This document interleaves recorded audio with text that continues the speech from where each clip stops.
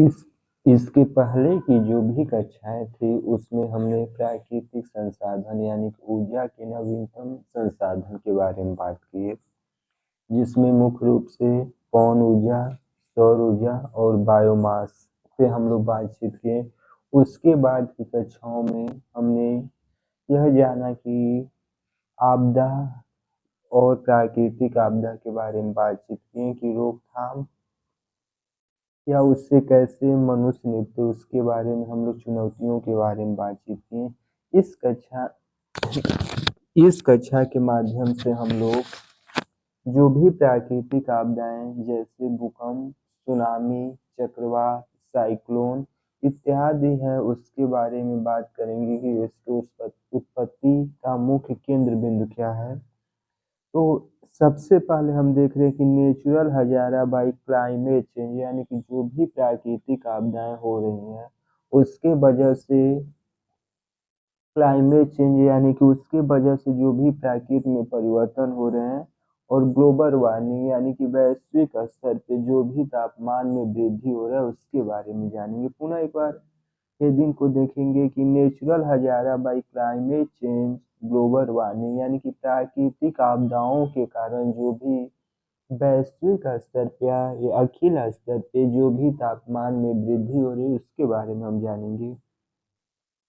देखा जाए तो प्राकृतिक आपदाएं में मुख्य रूप से भूकंप, ज्वालामुखी, बाढ़, सूखा, लैंडलाइन और यहाँ तक कि देखा जाए तो अन्य प्राकृतिक आपदा में चक्रवात यानी कि जो प्रकृति के माध्यम से जो भी आपदाएं उत्पन्न होती हैं जिससे जनजीवन और अर्थव्यवस्था दोनों प्रभावित होता है, उसे प्राकृतिक आपदाएं कहते हैं। कई बार प्राकृतिक आपदाएं इतने विनाशकारी या विध्वंसकारी होते हैं कि कई सदियों तक उसका असर दिखता है और वैश्विक स्तर पे तापमान में वृद्धि होता है। इसको हम प्राकृतिक खतरे के नाम से भी गिनते हैं। सबसे पहले प्राकृतिक जो आपदा है वह सुनामी के बारे में हम जानेंगे। सुनामी यानी कि समुद्र में यह उत्पन्न होता है और समुद्री लहरों के माध्यम से उत्पन्न होता है।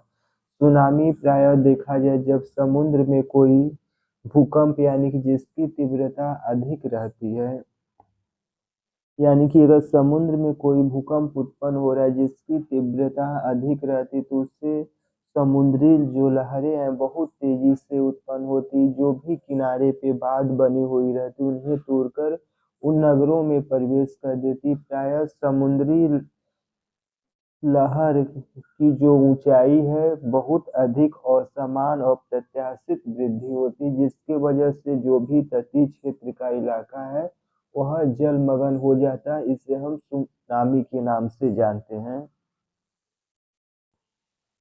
साइक्लोन जिसे प्रायः चक्रवात के नामों से जाना जाता है। साइक्लोन उसे कहते हैं कि जब उच्च दाब से निम्न दाब यानी कि जब तापमान में निरंतर बदलाव आता है, यानी कि कहीं का तापमान अधिक गर्म होने की वजह से जब हवाएं उन ताप यानी कि हमें बेसिक कंसेप्ट मालूम है कि जब हवा गर्म होती तो वह तेजी से ऊपर की तरफ जाना शुरू करती, तो उन हवाओं यानी कि उस निर्वात जगह को पुनः भरने के लिए ठंडी हवा तेजी गति से वहां पे आती, तो पूरी प्रक्रिया के दौरान तापमान का उच्च क्रम और निम्न क्रम होने से पूरे प्रक्रिया के दौरान क्षोभ उत्पन्न होता है, जिसकी वजह से प्रायः चक्रवात उत्पन्न होती। चक्रवात के माध्यम से देखा जाए तो अनेक प्रकार की जैसे आंधी, बारिश और तूफान जैसी स्थितियां उत्पन्न होती, यानी कि चक्रवात प्रायः उच्च एवं निम्न दाब की वजह से उत्पन्न होता है।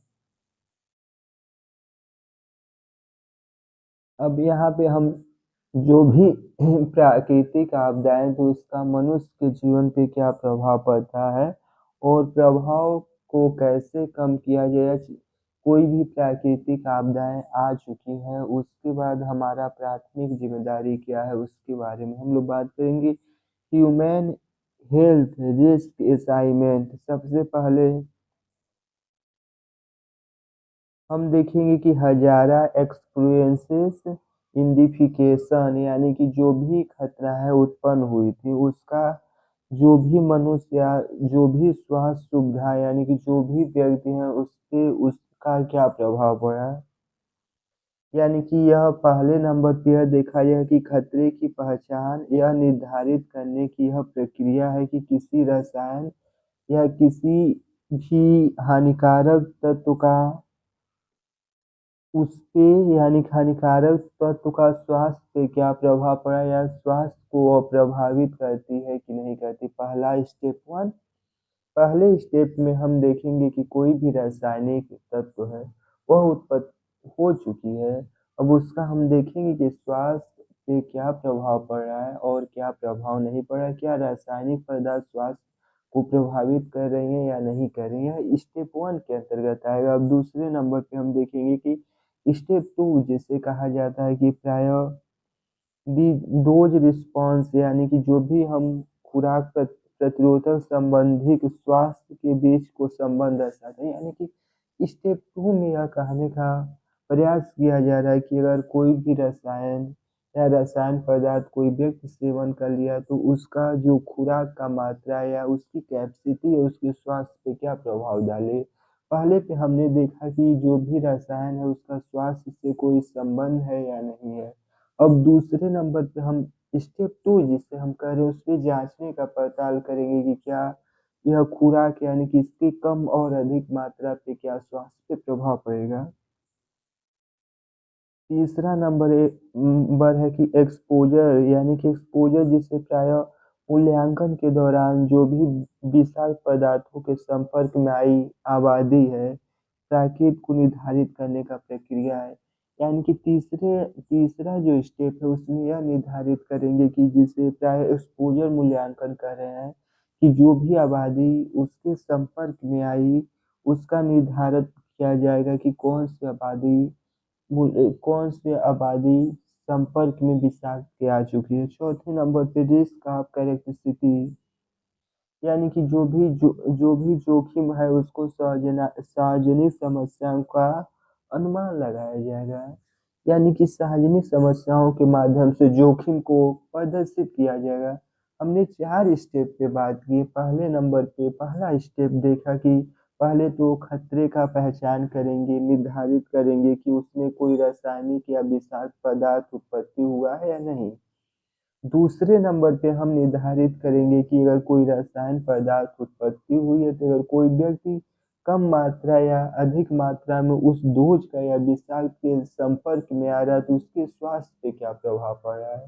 तीसरे स्टेप पे हमने देखा कि एक्सपोज मूल्यांकन जिसे करें कि अगर विषाक्त पदार्थ के संपर्क में आने वाले आबादी यानी कि जो भी विषाक्त पदार्थ के संपर्क में आने वाले आबादी थे उस आबादी के प्रकृति पे क्या प्रभाव पड़ा। और चौथे नंबर पे जो भी जोखिम या लक्षण सार्वजनिक स्वास्थ्य समस्याओं को प्रभावित कर रहा था उसकी सबकी समझ प्रस्तुत करेंगे। इसको एग्जाम्पल से बात समझे तो और आसान होगा। जैसे भोपाल गैस त्रासदी जब उत्पन्न हुई तो उसका उसका यानी कि उसके उपरांत मनुष्यों के दौरान तो एक आयोग बनाया गया कि देखा जाए कि इस गैस के संपर्क में आने से क्या-क्या समस्या उत्पन्न हुई। तो पहले स्टेप पे उसमें देखा गया कि अगर गैस का रिसाव हुआ है या गैस का रिसाव हुआ है तो उसका मनुष्य के स्वास्थ्य पे उसका क्या प्रभाव पड़ रहा है। पहले स्टेप ये हुआ। दूसरे स्टेप पे यह निर्धारित किया गया कि अगर कोई व्यक्ति अगर ऊंचाई पे सोया हुआ है यानी कि पलंग या बेड पे सोया हुआ है तो वह गैस जो भी गैस थी यानी कि प्रायः गैस देखा जाए तो सतह के नहीं रहती, थोड़ी सी कुछ ऊंचाई पे गैस थी। तो जो उस ऊंचाई पे सोया हुआ व्यक्ति है वह गैस के संपर्क में आने से उसके स्वास्थ्य पे क्या प्रभाव पड़ा। और कोई व्यक्ति जो धरातल पे सोया हुआ है वह गैस के संपर्क में आ रहा है तो उसके स्वास्थ्य पे क्या प्रभाव पड़ा, इसे स्टेप टू कहेंगे। तीसरा एक्सपोज मूल्यांकन यानी कि दोनों का मूल्यांकन अब हम करेंगे कि जो वहाँ की प्राकृति थी यानी कि वहाँ पे जो जनमानस या जनसंख्या थी उसकी आबादी पे क्या प्रभाव पड़ा। क्या आबादी विलुप्त हो गई या कुछ कम हो गई या कुछ आबादी कम नहीं हुई लेकिन उसमें विकलांगता संबंधी समस्याएँ उत्पन्न हो गई। और चौथे नंबर पे जो विषाक्त पदार्थ थे, जो उसमें हानिकारक तत्व थे, जो स्वास्थ्य पे उसका प्रतिकूल प्रभाव पड़ा, उसको सार्वजनिक रूप से सबके समक्ष प्रस्तुत करने का प्रयास करेंगे। इसे 4 यानी कि एक साइक्लिक के रूप में इस पूरी प्रक्रिया को चलता है। इसे प्रायः देखा जाए तो हम कहते हैं कि ह्यूमन हेल्थ रिस्क असाइनमेंट के नाम से जानते हैं। अब देखिए जो शब्दों के दौरान हमने कहा उसको सिंबल के माध्यम से सिंबल नहीं कहेंगे, इसे प्रायः तो मेटाकॉन्ग्नाइजेशन के थ्रू हम समझने का प्रयास करेंगे। 4 स्टेप रिस्क असाइनमेंट प्रोसीजर। पहले नंबर पे हजारा है आइडेंटिफिकेशन, यानी कि कोई भी प्राकृतिक आपदाएँ हैं आई हैं तो उसको हम पहचानने का प्रयास करेंगे, पहले नंबर पे। दूसरे नंबर पे डोज़ रिस्पॉन्स असाइनमेंट, यानी कि प्राकृतिक आपदा के दौरान कुछ भी अगर रासायनिक युक्त पदार्थ या विषाक्त पदार्थ उत्पत्ति हुआ है, तो अगर कोई व्यक्ति उसके संपर्क में आ रहा है तो उसके स्वास्थ्य पे क्या प्रभाव पड़ेगा।